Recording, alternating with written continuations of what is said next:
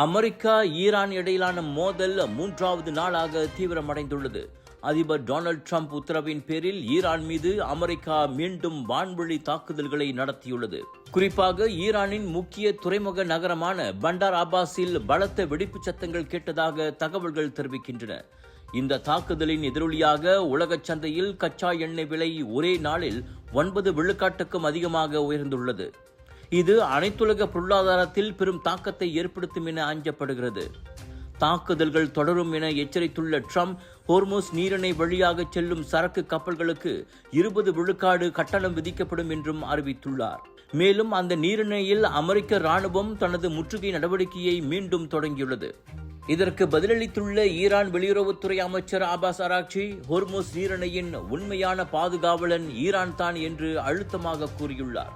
உலகின் எண்ணெய் போக்குவரத்தில் மிக முக்கியமான இந்த கடல் பகுதியில் நிலவும் பதற்றம் அனைத்துலக எரிசக்தி பாதுகாப்புக்கு பெரும் சவாலாக மாறியுள்ளது.